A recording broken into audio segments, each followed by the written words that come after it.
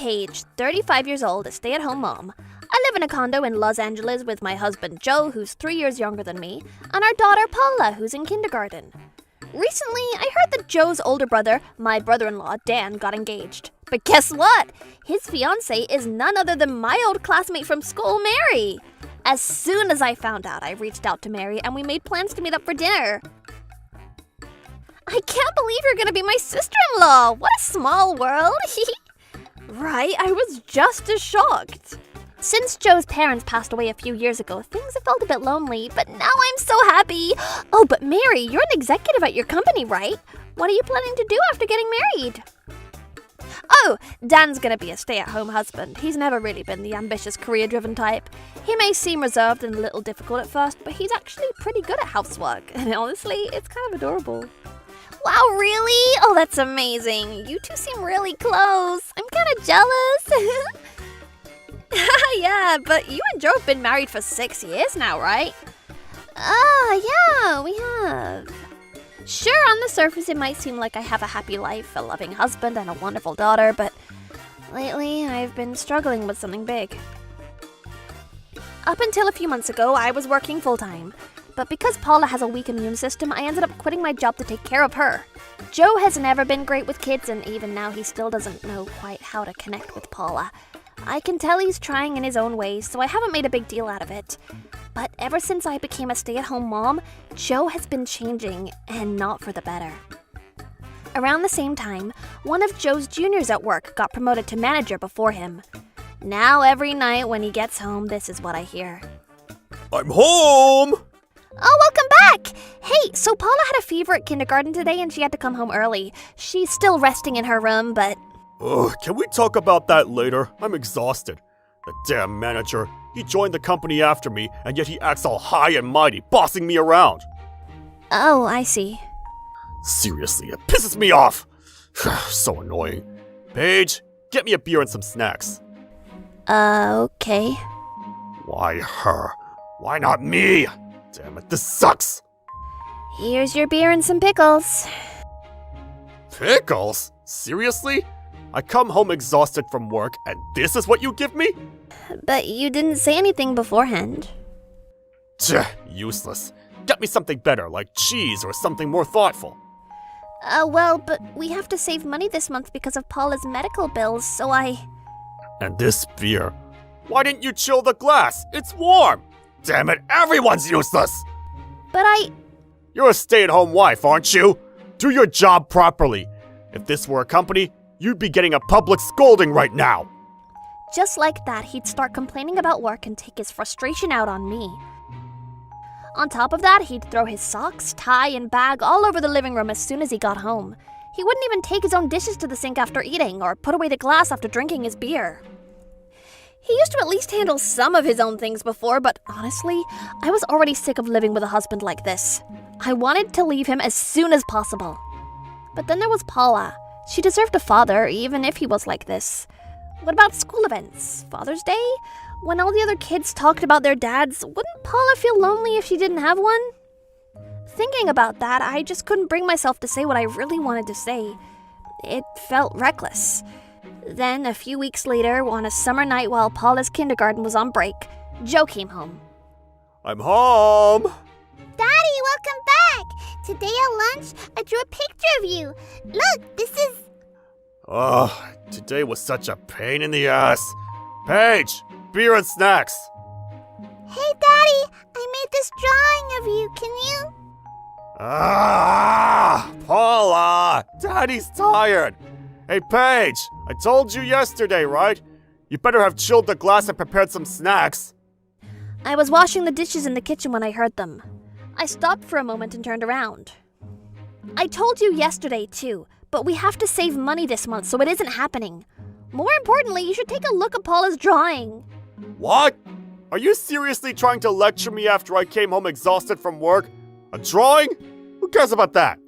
Ah! Then, Joe suddenly snatched the drawing from Paula's hands and threw it onto the floor. Hey, what the hell are you doing? Oh, that's so mean, Daddy. I worked so hard on it. Ugh, this is so damn annoying. I'm taking a bath and going to bed. Ignoring Paula, who had burst into tears, Joe stomped off toward the bathroom. What the hell is wrong with him? After that, Joe never came back to the living room. He went straight to bed after his bath, leaving me alone to comfort Paula, who wouldn't stop crying. The next morning... Morning. Still in his pajamas, Joe strolled into the living room, stretching as if nothing had happened. He didn't seem to even have the slightest awareness of how awful he'd been to his daughter the night before. If anything, he had the nerve to plop himself down in a chair, tapping away on his phone while I rushed around making breakfast and packing his lunch. Paige, get me the newspaper and some water and coffee. Oh, and the remote, too. I stopped what I was doing and turned to glare at him. Seriously? You can't grab the newspaper yourself? I'm busy on my phone right now. My hands are full. Oh, come on, I'm busy too. If you want water or coffee, you can get it yourself. Oh, aren't you a stay-at-home wife? It's your job to bring your husband his newspaper, water, and coffee. I work all day at the office. I actually have a job, unlike you. Oh, so what I do isn't work? I make your breakfast, pack your lunch, clean the house, I do the laundry, take Paula to her doctor's appointments, I do everything! And you still dump the smallest tasks on me? Even Paula handles her own things in the morning, and she's still a kid! What the hell did you just say? I go out and earn a living. Compared to working in an office, the so-called hard work you do at home is nothing. So don't act all high and mighty. Oh, you've got to be kidding me. I was this close to losing it, to screaming right back at him, but just then, Paula woke up. Good morning, Mommy. She said softly as she walked into the room. She glanced at Joe for a brief moment, then immediately looked away. She was still upset about last night. I took a deep breath and turned to Joe. You are going to apologize to Paula for yesterday, right? You know you were wrong. At that moment, I was giving him one last chance. If he could at least apologize to his own daughter, maybe, just maybe, I could find it in me to forgive him. But... Me? Me? You want me to apologize to a damn kid? Ha!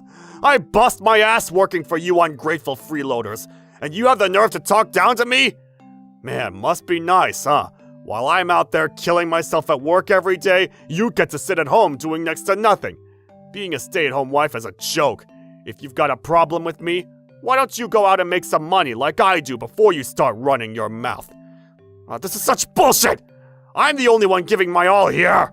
That was it. Decision made. If he had no intention of apologizing, there was only one thing left for me to do. Show him exactly where he really stood. I stepped out of the kitchen and walked right up to him. Oh, I see. Well then, starting tomorrow, I'll be the one working, so you can handle the housework, okay? Huh? You said being a stay-at-home wife is easy, right? Wait, what? Go ahead and switch with me. I'll go work outside the house. You're serious? You're really okay with this? Of course! I just have to bring home money like you do, right? You said it. Alright, then I'm quitting my job today. Be my guest, but in return, you'd better handle the housework properly, just like I do. Joe threw his hands in the air, jumping for joy. Hell yeah! But little did he know, he was about to walk straight into the worst reality check of his life. That night when he came home from work, he was practically beaming. I'm home! I quit my job! They wanted me to stay until the end of next month, but screw that!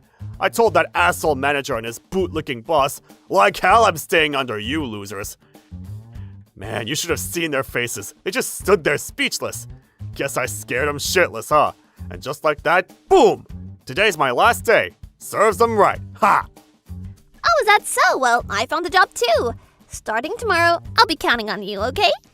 You got it. Housework is nothing to me. Great, let's both do our best then. Then the next morning, hey, wake up! Get up!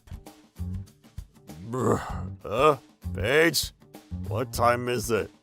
It's 5:30 a.m. 5:30? Can't I sleep a little longer? Excuse me? I woke up at 5 a.m. every day. You're already 30 minutes late. Seriously, slacking off on day one? What the hell? So where's breakfast? Where's my lunch? Hurry up and get moving.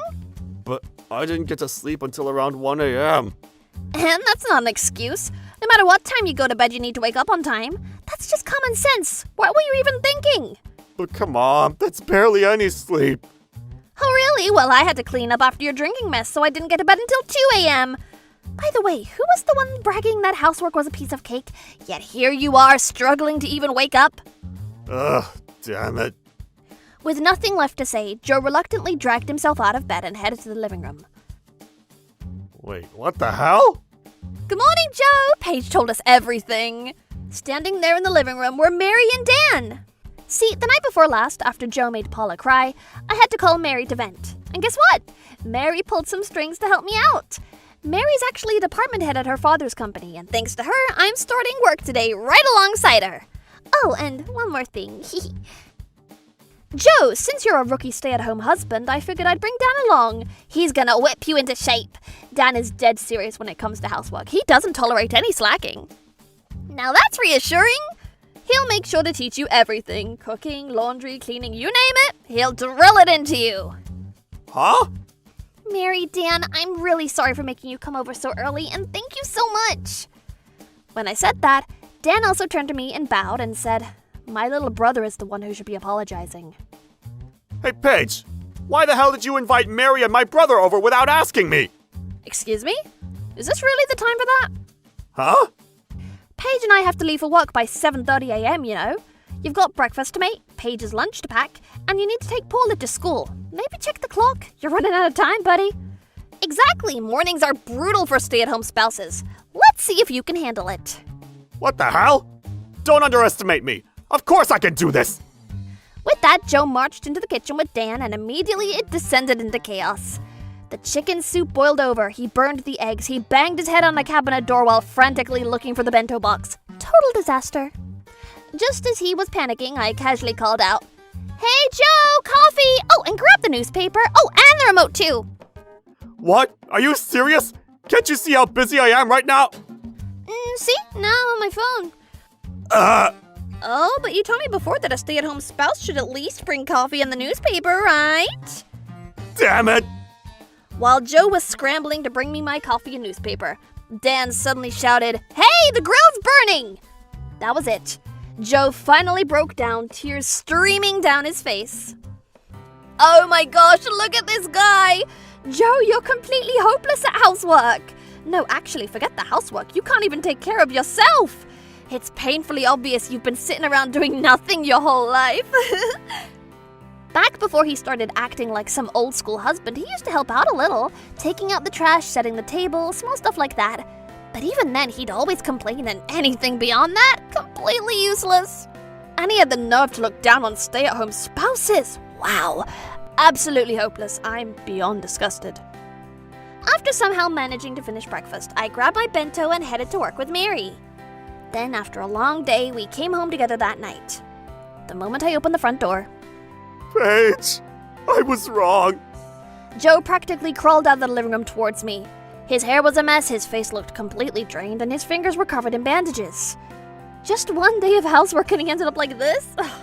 I could only assume Dan had really put him through the ringer. I couldn't help but burst out laughing. I totally underestimated stay-at-home spouses. I'm so sorry. To you and Paula. Oh, how boring. Look, I just got home from work and I'm exhausted. Can we save this for later? Please, just let me go back to working outside. I never want to do housework again. I'm begging you. Oh, by the way, quick question. My beer and glass are properly chilled, right? Ah! And of course you bought some good snacks too, didn't you? If you just put out those old pickles I bought before, I won't forgive you. I'm so sorry. Just then, Mommy, welcome home!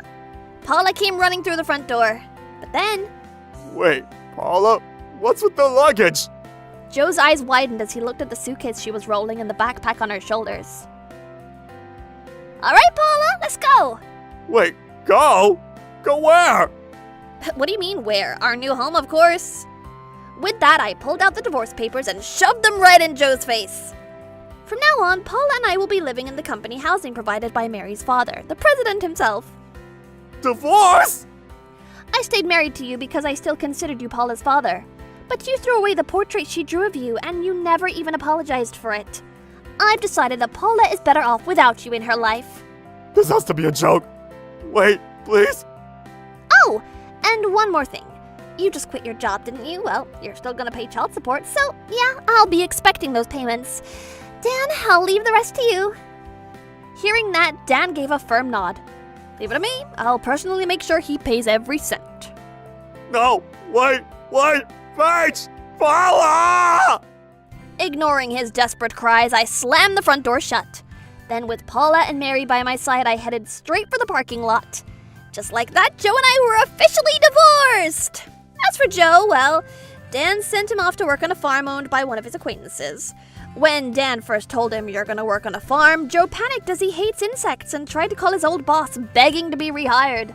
But the department head just laughed and said, "You were already on the layoff list, Joe. We don't need you back." And just as expected, Joe was just as useless on the farm as he was at home and at work. To make things worse for him, Dan specifically told the farm owner, "My brother's got a rotten attitude. Feel free to work him to the bone." And let me tell you, this farm owner, the scariest person in Dan's entire network. So now, Joe spends his days getting screamed at while struggling through farm work. The stress got to him so badly that he lost his appetite, and before long, his cheeks sank in and he looked downright gaunt. Oh well, he brought it on himself. Now, as for me, thanks to Dan's arrangements, Joe isn't just paying child support, he's also paying alimony. The company housing we live in is spacious and beautiful, and there's a big park nearby with tons of playground equipment. Paula absolutely loves it here. Oh, and just the other day, Mary and Dan came over to visit. Seriously, you two, I can't thank you enough. You've already done so much for me, and now Dan's even agreed to help out if Paula ever needs anything while I'm at work. I don't know how I'll ever repay you. Oh, come on, after everything that's happened, I totally see you as my sister-in-law still. And Dan?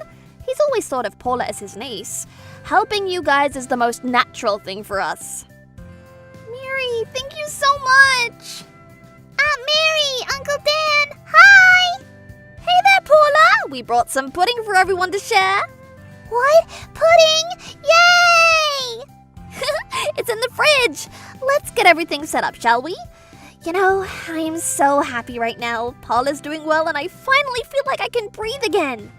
And it shows! I've never seen you look this refreshed, Paige.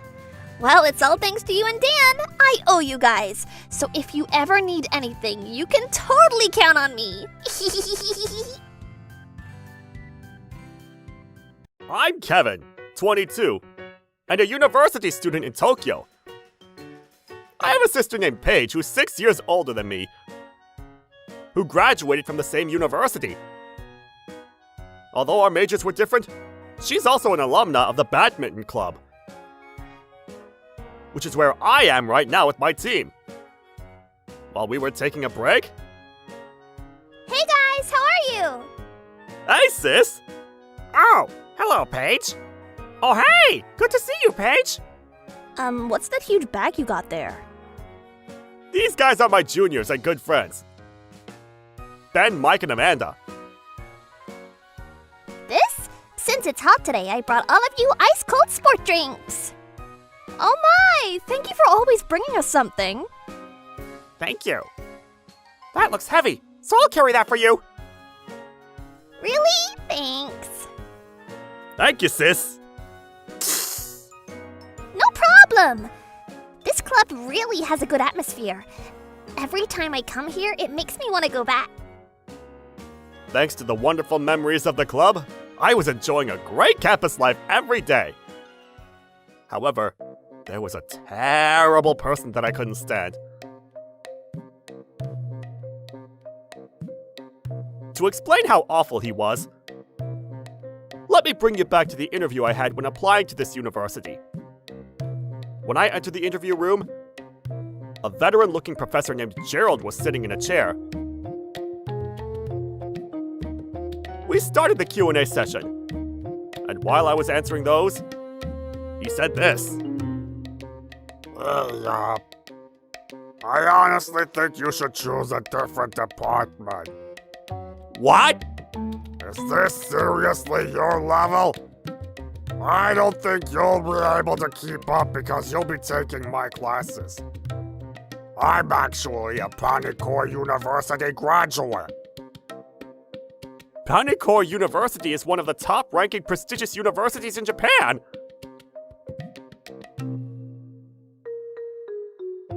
So I think my classes are too difficult for you. Trust me, with your level, you wouldn't understand anything. I'm nice enough to tell you that now. He's saying, my level. But does he really know what my real level is? The document in front of him probably contains information about me, but it seems like he's not even bothering to look at it.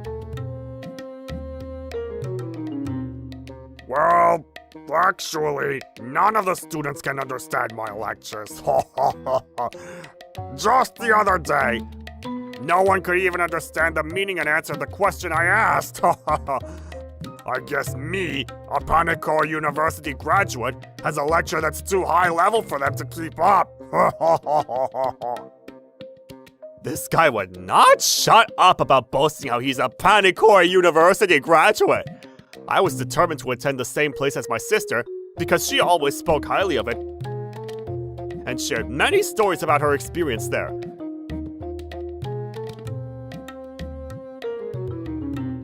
So during the interview, I just listened quietly as Gerald boasted in front of me, thinking, oh well, the world's big, so I guess there are teachers like this out there. Later, I received the news that I had been accepted into the university. I was thrilled, but I wondered if I would have to take his lectures as he mentioned during the interview. I hope to avoid dealing with him. But hey, you'll always have a bad teacher no matter what school you go to, right? Yup. With that thought, I attended the entrance ceremony. This was last year when I had to take his lecture, which was a required course. Alright, so this part of the textbook is basic stuff. When I was in that Panikor University, I understood it without such detailed explanations. Like how I did right now. But since you're all lower level and less intelligent, I was kind enough to choose this easy detailed textbook to match your level. He constantly looks down on us students, flaunting his prestigious academic background. He asks us questions in specialized terminology on purpose, and then laughs, saying, "You don't even understand that?" So his lecture hardly progressed, which was frustrating.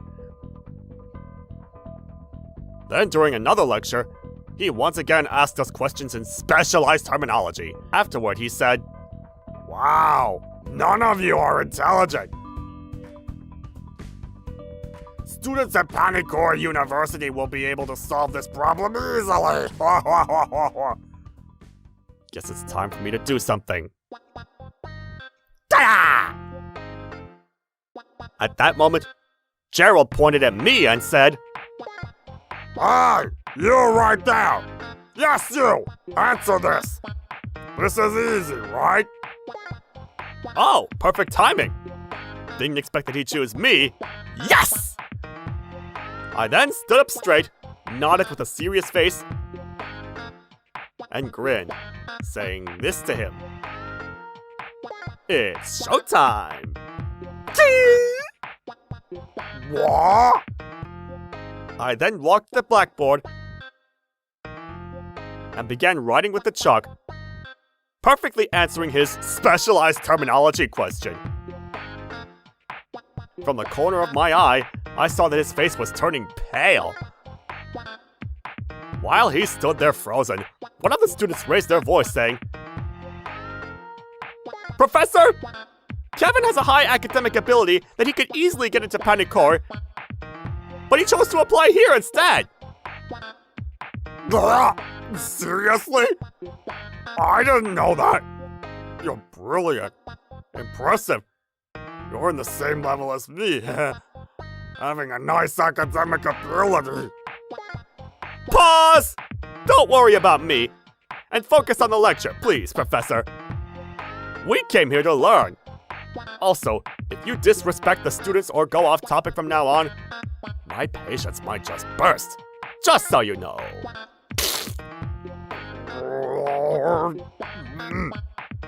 From that day on, he stopped boasting and looking down on students during lectures when I was present. However, a year later, Mike, Ben, and Amanda were talking with gloomy faces in the corner of the gym during practice. Hey, what's wrong, you guys? Oh, hey, Kevin. You were taking Gerald's lecture last year, right? Huh?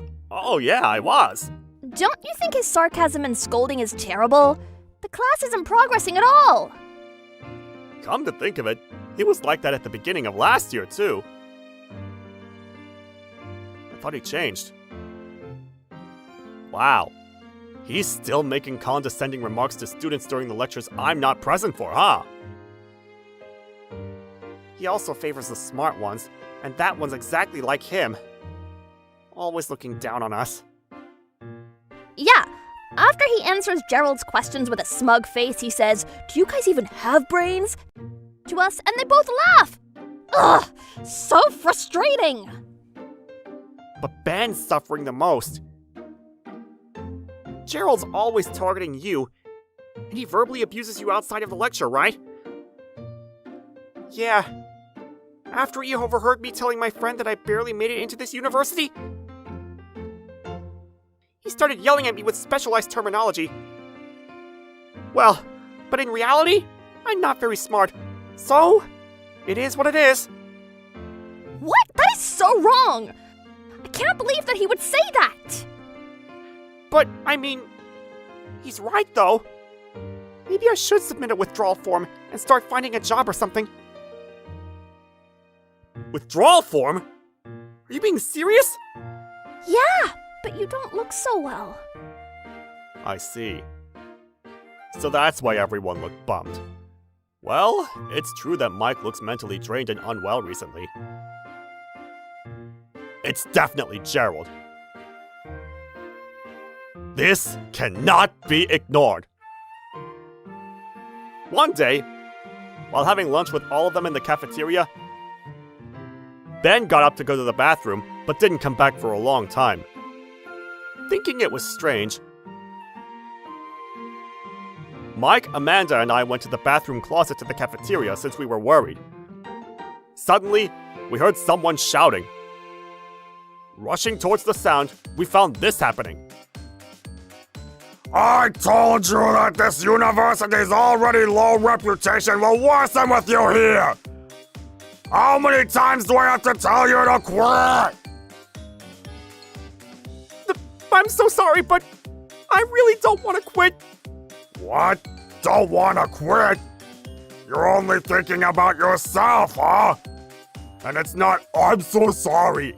It's, I deeply apologize, okay? I deeply apologize for this. Oh no, unbelievable! A university professor speaking to a student like this is completely unacceptable! You hear me? You better bring your withdrawal form tomorrow! After saying that, he went off somewhere.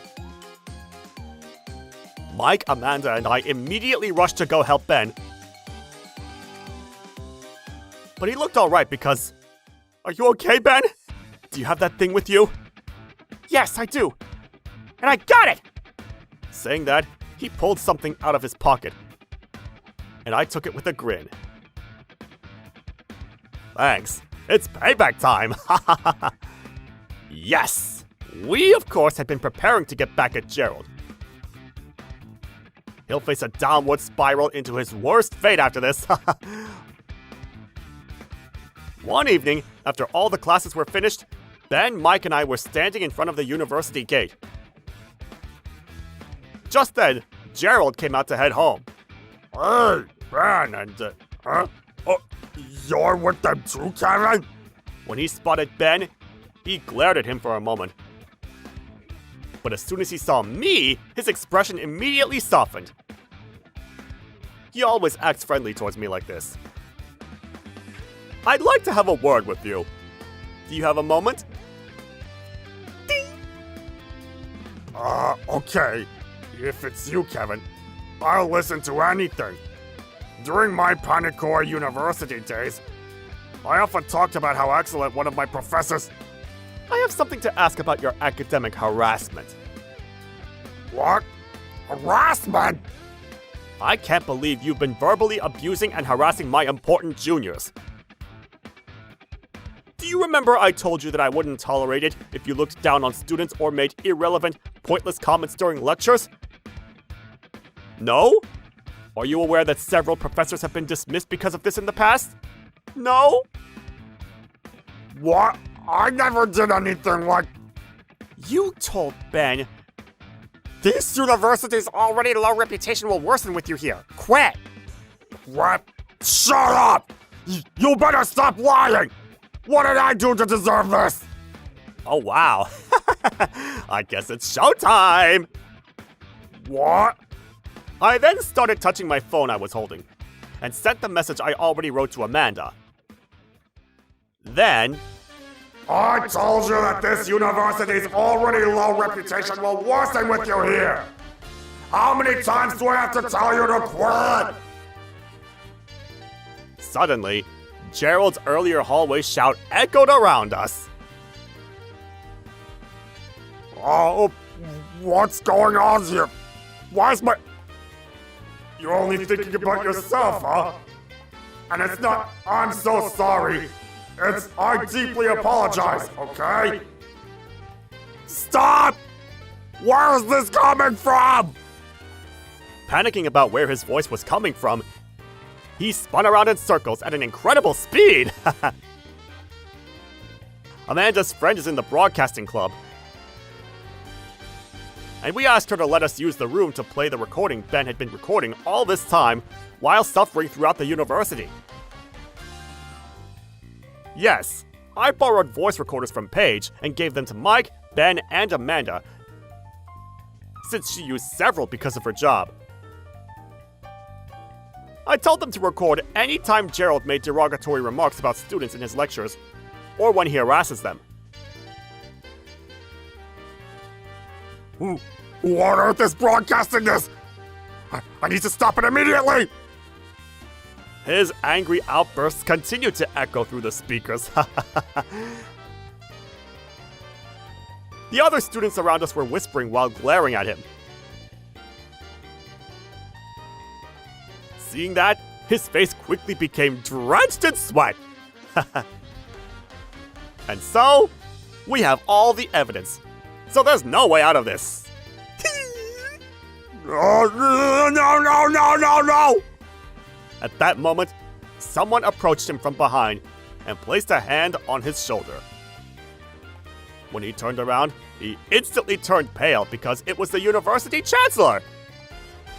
He then said with a stern face, We need to consider your dismissal. What? Dismissal? No, please! I have a wife and daughter! He finally became teary-eyed. Then, oh, there's actually someone I want you to meet. Oh, speak of the devil, she's here. Hey, sis! Yup, the person I was waving at was my sister, Paige.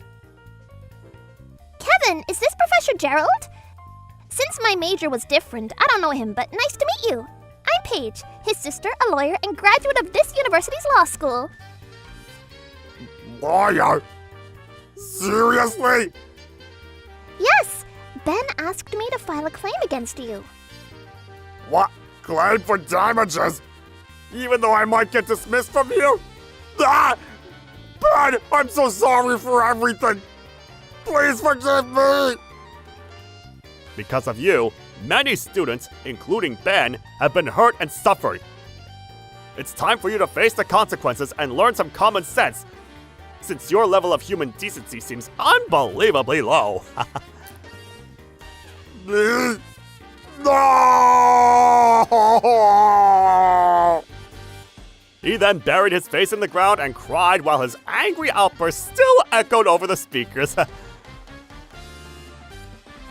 Mission accomplished. Ta-da! After that, Gerald, of course, received severe punishment and had to resign. Moreover, A student had recorded his outburst on speaker and posted the video on social media. The video went viral. And because of this, his wife divorced him and left the house with their daughter. His colleagues gave him cold looks and cut ties, leaving him all alone. He has nobody now. He also tried to find a new job, but no places want him since they all probably saw the video. Plus, his personal information was leaked online. His mysterious pride in his education made him refuse part-time jobs. So he remained unemployed, even though he needs to pay bank compensation. As a result, he couldn't pay for it. And with his living expenses almost gone, he turned to a finance company. But the amount he could borrow was limited due to his unemployed status, leading him to rely on a loan shark. Now he works in a dangerous country overseas, risking his life cutting trees. He reportedly cries every day saying, "God, why is it me?" Well, it's his own fault, right? Meanwhile, as for us, with Gerald gone, it's a paradise. We're enjoying a natural and high quality and fun campus life. Oh, by the way, while we were taking a break during practice the other day... Hey, what's up, guys? Hey, sis! Oh my. Paige! Paige, so good to see you. Hey, you look so much better, Ben. Oh, do I? It's all thanks to you all! Thank you so much for doing all of that for me! I appreciate it! Hey, you always lift everyone's spirits. So of course we'll be here to help you when something happens. Exactly. Oh, guess what? I brought some ice cream. Went all out and got some Haagen-Dazs. Let's eat.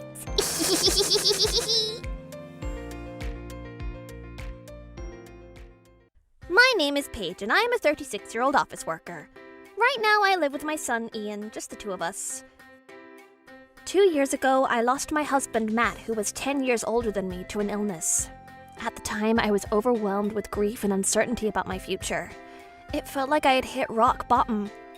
But seeing my young son, I knew I couldn't keep breaking down in front of him. So, from that moment on, I decided to stay strong and raise him on my own. Now, Ian is about to start middle school. Watching him grow up so fast motivates me to keep pushing forward, both as a mom and in my job. But there's something that's been weighing on my mind. My mother-in-law. She's been living alone ever since my father-in-law passed away 5 years ago, thanks to the sizable inheritance she left behind. He had worked for a top-tier company, so she never had to worry about finances and never needed to work. But ever since Matt passed, she's been bombarding me with messages that honestly feel like more harassment than anything else. I honestly find myself at a loss about how to handle her. Just the other day. Paige, we need to talk. Hello, Mom. What's wrong? It's about my little Ian. What's gotten into him? Huh? Ian? Did something happen? I was chatting with some neighbors when I happened to see Ian on his way home from school. I called out to him, but he completely ignored me and just walked right past me. Oh, I see. That. What was all that about? He's never done that before. Paige, did you say something awful to him? What on earth is going on with him? Well, was he with his friends at the time? Now that you mention it, yes, he was coming back from his club activity and there were a few other kids in the same uniform as him. That's probably why. What do you mean, why? Don't tell me Ian is being bullied at school. Were those kids harassing him? No, that's not it at all. Then what? Explain yourself. Well, he's a middle school boy now, and being called a cutesy nickname by his grandmother in front of his friends is probably a little embarrassing for him. What are you talking about? That makes no sense. Ian has actually asked you a few times before to stop calling him by his childhood nickname. He did? I don't remember that at all. I guess you don't remember. Anyway, please try to understand him. I'm sorry.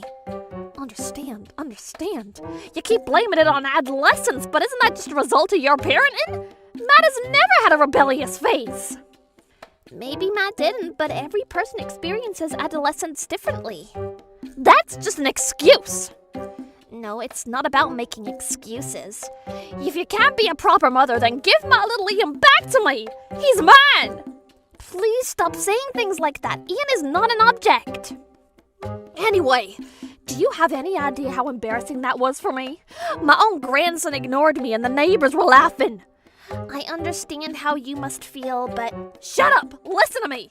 That boy is my son's child, which means he belongs to our family. I told the neighbors how you barely let me see him, and they were appalled. They said it was unacceptable. Every time she contacts me, it's always like this. She tries to pull Ian away from me, criticizes my parenting, and twists the situation to make herself look like the victim to the neighbors. I make sure Ian sees her regularly, and I've kept in touch with her even after Matt passed away. Yet she spreads nothing but lies and selfish complaints. Ian has been acting a little rebellious with me lately, but at his core, he's still a kind and responsible kid. I try to be mindful and not let small conflicts impact our relationship. I know that teenage boys go through phases, so I've learned to accept it and deal with him in patience. But my mother-in-law, she has zero understanding of that. Even when Ian tells her directly that something bothers him, she just says, okay, in the moment and forgets about it right away. Ian has even vented to me saying, Grandma's such a pain. I thought, yeah, this is a bit of a problem, but I had no idea that things were about to escalate into something much, much bigger. A few weeks later, the inevitable happened. There was something important I had been waiting for the right moment to tell Ian, but my mother-in-law went ahead and blurted it out in the worst possible way. Completely thoughtless, completely selfish, and thinking only for herself, she did something that changed everything. I found out the shocking truth through a phone call from my mother-in-law. Hey Paige, dear, do you have a moment? Oh, hello, Mom. I'll be taking my little Ian back now, just so you know. Hold on, what are you talking about? I told him the truth. The truth? You don't mean... I couldn't just sit back and watch you turn him into a delinquent. So I let him know, Paige, that you were Matt's second wife. His real mother was the first one. Ian isn't really your son. That's right. The truth is, Ian isn't my biological child. He's Matt's son from a previous marriage. Ian's birth mother was caught cheating while she was pregnant with him, which led to their divorce before he was even born. 2 years later, Matt and I met and got married. But soon after our marriage, when Ian was just 2, his birth mother ran off with another man. Matt had been sending her child support every month, but we later found out that she'd been spending it all on hosts at clubs. After a long discussion, we decided to take full custody of Ian. I had known from the beginning that Matt had a child, and I loved Matt for who he was. That's why I accepted Ian as my own son and raised him as such. How could you just tell him so important without even thinking about his feelings? I can't believe you! Oh, please, the one who's unbelievable here is you! You've been keeping it from him this whole time, refusing to give him back. You're just raising him for the money Matt left behind, aren't ya? I'm raising Ian because I love him. He is my son! Oh, listen to yourself. Acting all high and mighty when you're not even related to him by blood. He's just someone else's child to you, isn't he? Oh, and while we're at it, let me tell you something fun, dear. I never once thought of you as my daughter-in-law, even out of obligation. From the very moment Matt brought you home, you were nothing but a filthy little gold-digging stray. So do the right thing, Paige. Give my little Ian back to me, and while you're at it, return all the money you've been wasting from Matt's estate. Wait, the money Matt left behind is for Ian's future. I haven't used a single cent of it. Oh, sure. Who knows what the truth is? Ian was so shocked, you know. Right now he's sitting in the guest room all by himself, deep in thought. I don't think he'll ever want to go back to you because you're nothing but a fake mother. Anyway, I'll be taking my little Ian back now. No. With that, my mother-in-law hung up, cutting off the call without another word. If only I told him the truth sooner. Ian was so precious to me, so dear. I just couldn't bear to see him hurt. So I kept waiting, missing chance after chance, convincing myself that it was better if he never knew. I had selfishly wished he could just go on being my son forever, and now that very selfishness had backfired. In a daze, I found myself calling out in my heart again and again to Matt, who was no longer here. What should I do? Tell me what to do! Of course, there was no answer. Then my phone rang. I braced myself, thinking it was my mother-in-law again, but when I looked at the screen, the name displayed was Ian. I fumbled to answer the call. Hello, Ian? Ian, is that you? Are you okay? I just got a call from your grandmother and... Mom? Ian's voice was calm, too calm. What is it? Ian, I'm so worried about... I'm at Grandma's house. Can you come over? I need to talk to you. Huh? What do you mean? It's important. Just come over here, please. Without hesitation, I threw on my coat and rushed out the door. My hands trembled on the steering wheel as I drove. Ian sounded so composed, but what if this was the last time I'd see him as my son? Still, no matter how afraid I was, I had to go. I had to hear what Ian had to say. If he had decided to leave me, if he had chosen to stay with my mother-in-law after learning we weren't related by blood, then I had no right to stop him. Before I knew it, I had arrived. As soon as I stepped inside, my mother-in-law smirked. Oh my, you actually came. Where's Ian? Where is he? He's in the guest room. He said he has something to discuss with both of us. But really, I don't know why you're here. You're just a stranger after all. Let's see how this turns out. She smirked like she had already won, but I ignored her and rushed to the guest room. Ian was sitting there, waiting. Mom, sorry for calling you here so suddenly. It's okay, sweetie. I was so worried about you. You don't have to force yourself to call her mom, you know. She's just some woman who pretended to be your family. Can you believe you were tricked all these years? What? Tricked? I would never... Your real family is only your grandmother, my little Ian. You understand that now, don't you? Yeah, I guess so. Ian? See? I knew it. You were never anything more than a stranger to him. No, that's not... If Mom is just a stranger, and Grandma's my real family... I looked at him, my eyes welling up with tears. Was I really just a stranger to him? Did he not need me anymore? My sweet, precious Ian. My son. Was I no longer a part of his life? Tears streamed down my face as I stood there, frozen in despair. Then Ian took a deep breath and spoke. By blood, yeah. Huh? What? Ian? So what if we're not related by blood? Wait a minute. What do you mean? She's just some random She's not a stranger! Mom will always be my mom. That will never change. Ian! I've known for a while, actually, that Mom isn't my birth mother. What?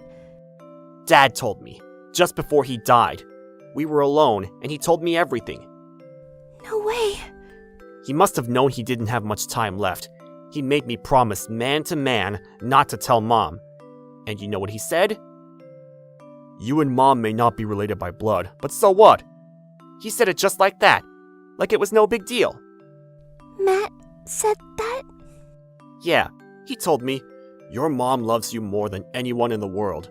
She's the best mother I could have ever asked for you. And she's my pride and joy. That's how Dad saw you. Honestly, I feel the same way. Blood doesn't matter. What matters is that you're the one who's always been there for me. You're the person I'm most proud to call my mom. Ian, Matt, thank you. But when I tried to say it, the words wouldn't come out. I was sobbing too hard, my face a mess of tears and snot. All I could do was cry, overwhelmed by the love and gratitude I felt for my son and my late husband. Then Ian continued. You know, I have these faint, hazy memories from when I was really little. There was this woman who never paid attention to me, always too busy talking to some guy, and when she did notice me, it was just to yell at me. Then there was another woman. She always held me close, and when I did something wrong, she would scold me, fiercely, but only because she cared. The first woman, I'm pretty sure she was my birth mother. And the second, that was you, Mom. This woman has no right to be your family. She's not even related to you. If you knew the truth all along, why didn't you say anything sooner?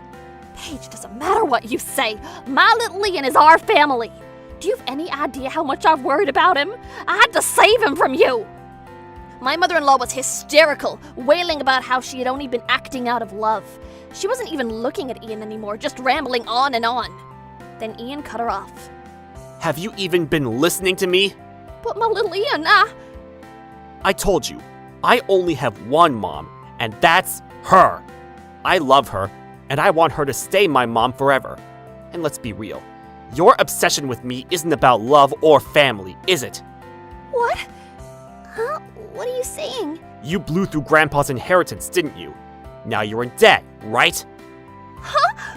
You were trying to take me away from Mom and demand child support from her, weren't you? What? And you tried to extort money from Mom's family using me as an excuse. You even told the neighbors that you were about to get a big payout, didn't you? Wait, Ian, what are you talking about? Grandma told me. My grandma, I mean. I have another one, you know. She told me you were bragging to the neighbors about getting money soon. She said she didn't want to interfere too much because it might strain my relationship with Mom, but she was always ready to step in if things got bad. She told me to keep it a secret from Mom, but just recently, she let me know, now's the time. That means... She told me this, too. Listen, Ian, blood or not, you're my precious grandson, and don't you ever forget, I've got your back. Penny! My tears, which had just started to subside, burst out again. I was a complete mess, a total flood. Back when I first got married, my mother-in-law once threw food at me, and Penny scolded her so badly that she never dared to cross her again. Ever since then, she's been terrified of Penny, and now, knowing exactly what was coming, she was trembling uncontrollably. Then Ian took my hand and spoke. Ever since Dad passed away, I was afraid that if I ever told you what I knew, you might leave me. Ian, that's not...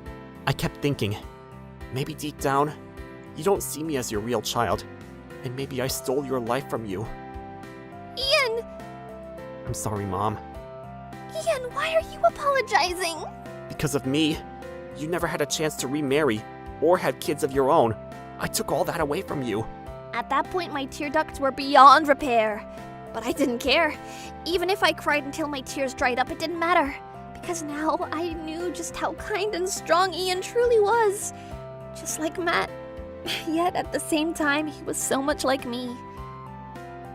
Then Ian turned to my mother-in-law and said, I don't see you as my family anymore. Huh? I don't want to see the face of someone who spreads lies and tries to bring my mother down ever again. No! I only have one mother and one grandmother. Soon, someone will be here to escort you. No! Stop, please! No! You reap what you sow. Live with it! No! Save me! You understand, Paige, don't you, Paige? No! A few minutes later, a black car pulled up. Within seconds, they grabbed her, shoved her inside, and sped away. Later, I heard from my mother that my grandparents, Ian's great-grandparents, had arranged for her to be placed in an extremely harsh workplace where she'd spend the rest of her life paying off her debts. Well, just like Ian said, she got exactly what she deserved. So today, I'm out having dinner with Ian, who's mellowed out quite a bit since his rebellious phase. Hey, Mom, Grandma's favorite food is apple pie, right? Yeah, that's right. Why do you ask all of a sudden? Well, her birthday's coming up soon, you know? Oh, that's true! I was thinking of making some for her. Huh? You can make them? Not yet, but I'll figure it out. Actually, I've been thinking about becoming a pastry chef in the future. Oh, wow! That sounds amazing! But what made you decide that? I want to make delicious apple pie for Grandma. Aw, Ian, that's so sweet of you! I want her to live a long life, so I'll make them with healthy ingredients. I want her to stay happy and full of energy, just the way she is now. You're right! Oh, she'll be thrilled when she hears that.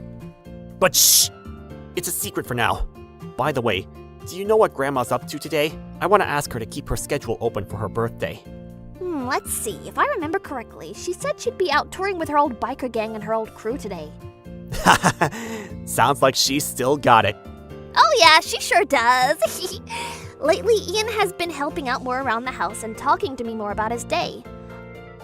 Our mother-son relationship has never been better. I look forward to continuing this happy life together, just the two of us. I'm Paige, a 30-year-old working in customer service. I think it's been my calling since I love talking to people, but recently I've been getting a lot of complaints. Honestly, my motivation has dropped a little. I don't get many days off, so I don't get to see my parents much either. I wonder if customer service is really for me. Hey Paige, are you doing okay? Penny! Oh yeah, I'm exhausted every day, but I somehow get by with drinking jelly. Well, drinking jelly, huh? That's a new category for you, Paige. Right? The smoothness of the pudding going down. Ugh. Anyway, it's rare for you to call, Penny. What's up? Well, you know, I'm turning 60 this year, and so is your dad. I just thought we should have a celebration for our 60th birthday. 60 already? Penny, you're so young. I always forgot about your age. That sounds great. I want to celebrate with you too. Oh, thanks. And I actually booked a place I've been wanting to stay at. The reservation is all set. Wow, you're so organized, Penny. It's in 3 months. Can you make it? If it's in 3 months from now, I can probably adjust my schedule. Normally, I'd be the one to plan it, but I feel bad making you handle everything. It's no problem, Paige, really. But there's one thing I need to ask. Huh? What is it? Can you wear your casual clothes that day? Yeah, sure. I thought it was a little odd that she asked for casual clothes, but knowing Penny, she must have some reason behind it. I agreed without thinking too much about it. Thanks! I'm counting on you. I'll text you the details later. Okay, got it. I'm looking forward to celebrating that day. As soon as I hung up, I got a text from Penny. Turns out the place we were staying at was a luxury hotel a little further from our house. Wow, the food's the highlight there. I can't wait. Oh, I need to think about a gift for the both of them too. I eagerly awaited the day, excited for what was to come. 3 months later, on the day of the celebration, I was picked up at the station and we headed to the ryokan in my dad's car. I haven't stayed in the hotel in so long. Oh, this is exciting. Same here. It's been a while. Probably since our honeymoon, huh? Wow, has it been that long? Well, we've been busy since we got married. Even though you're turning 60, you're still working hard as ever. Yeah, I'm aiming for a lifetime of work. Relaxing just doesn't suit me, you know?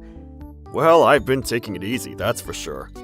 Dad's the type to step up when it matters. You two make a great balance. Oh, I can see it. From afar, the hotel stood out with its impressive presence. Just as expected for a luxury place, or so I thought.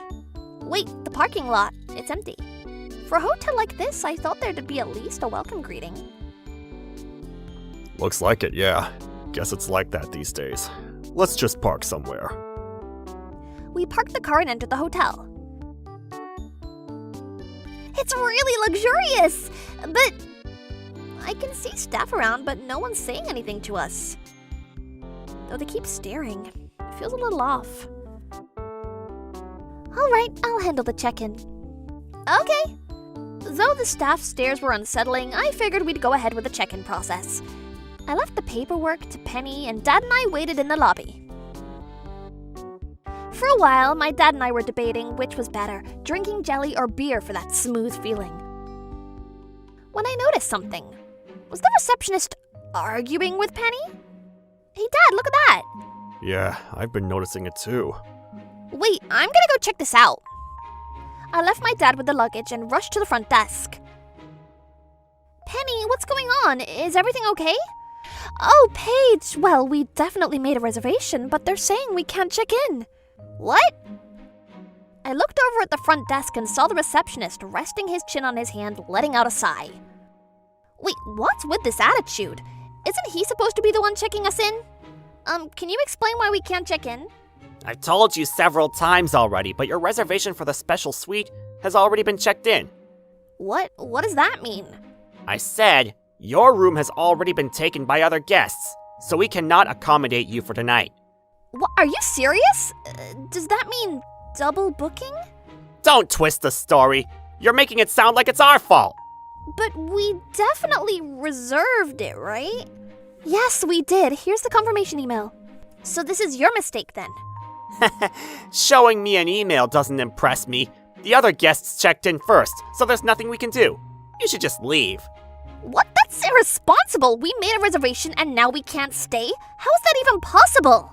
Well, it's possible, as you can see. Stop playing the victim. There's no point in complaining. It's not gonna change anything. By the way, the room you reserved is the only special suite we have in this hotel, right? That's right. Penny had reserved the best room for the celebration.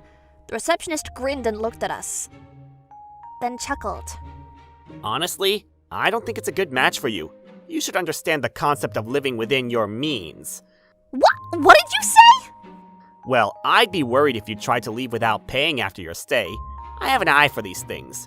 You guys just seem like the type who will complain and try to get something out of it, like you're doing right now. This isn't complaining, we're protesting. What do you mean you have an eye for it? Well, I think you should know your place. So what you're saying is you don't want us to stay in the special suite? Of course not! I never imagined that people like you would be booking the special room. Wait, could it be? Are you just a couple of poor people here to mess with us? Because if that's the case, I'll have to charge you with interference in business.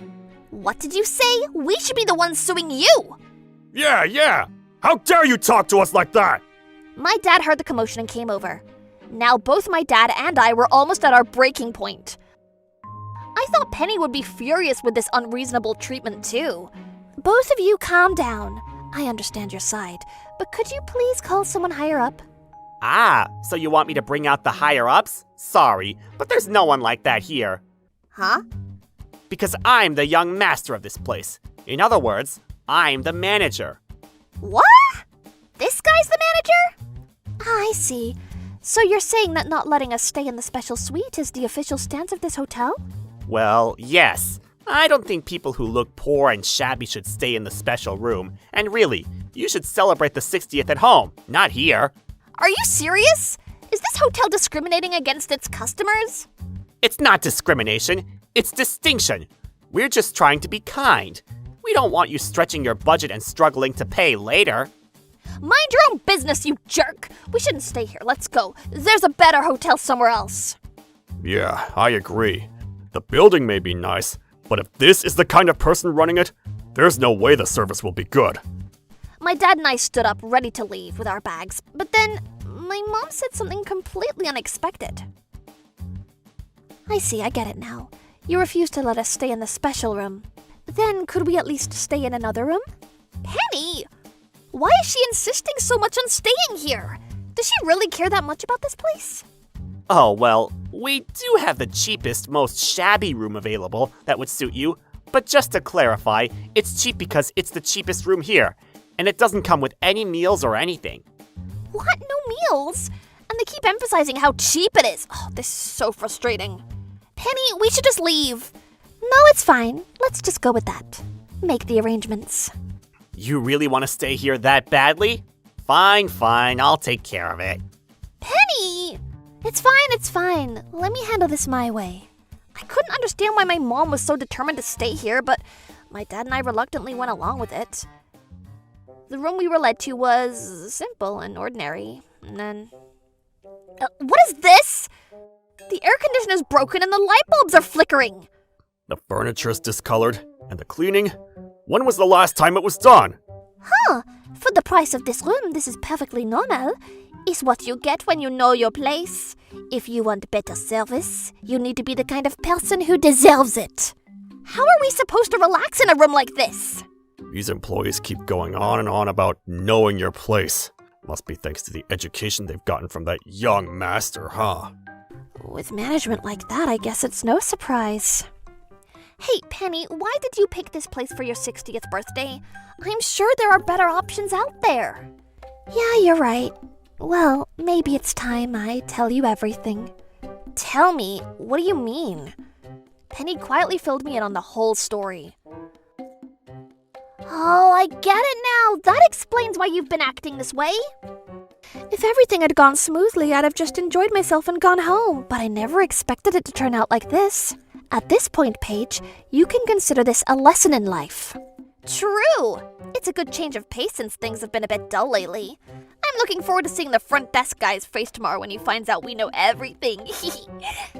By the way, we had dinner at the inn's restaurant, but the servers had straight faces the entire time, not even cracking a smile. And every time we asked something, they looked like it was too much trouble. Every employee we passed didn't bother to greet us, not even a slight nod. If I were the manager here, I'd call each one of them in for training, honestly.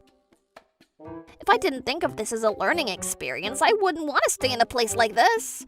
The next morning, since breakfast wasn't included, we packed up quickly and headed to the front desk.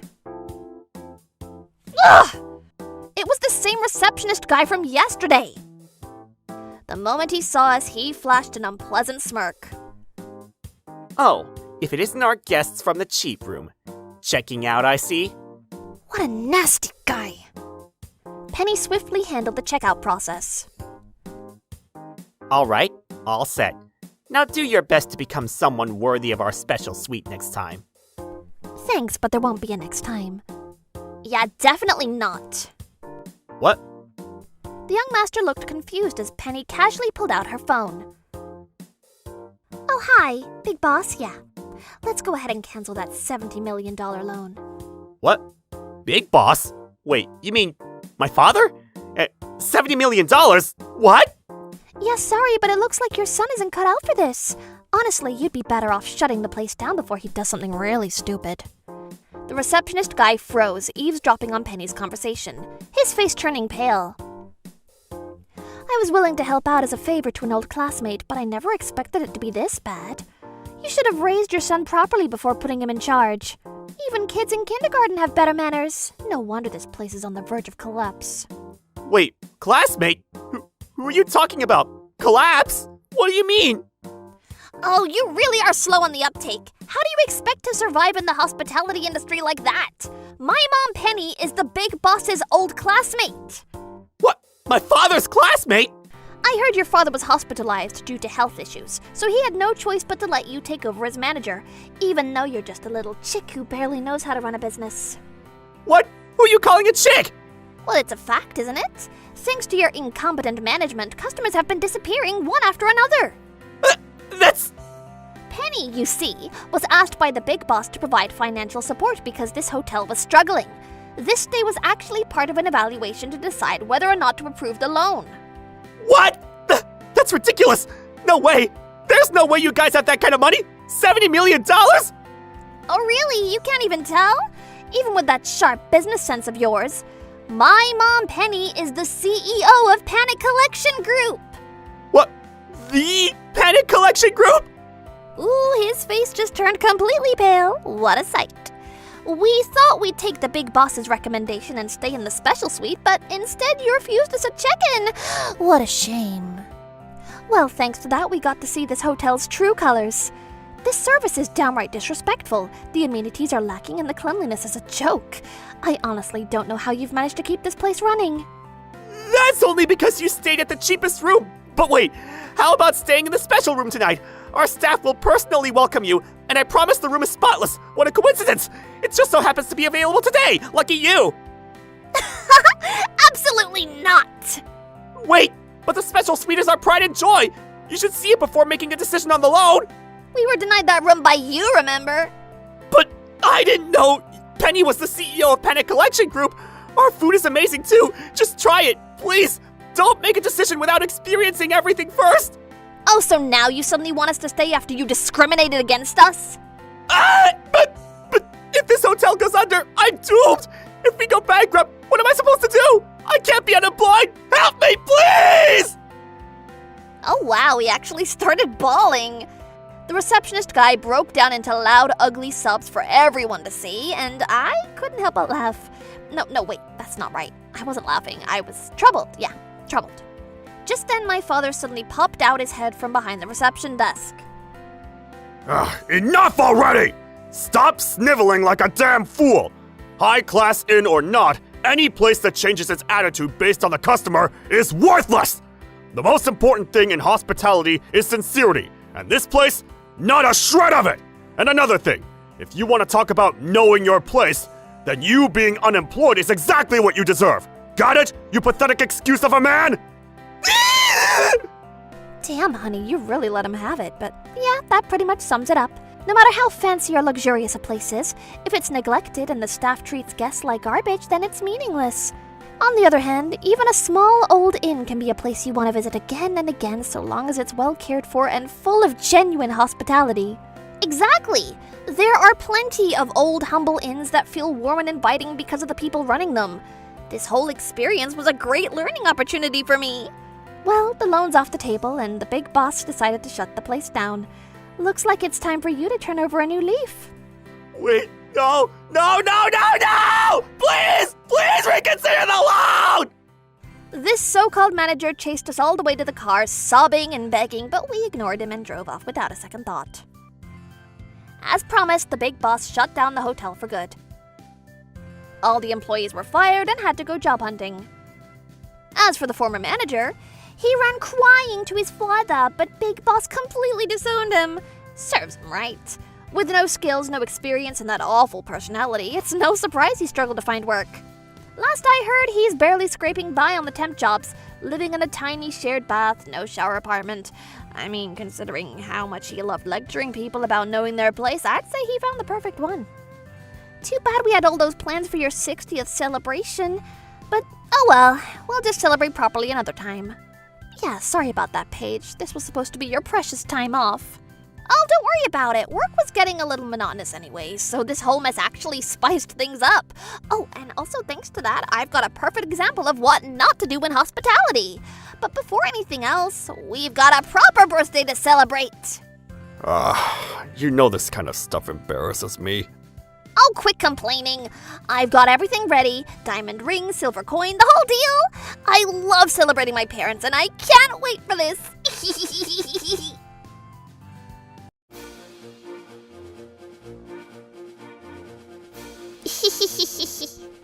Thank you for watching! What kind of crazy people will we get to see next?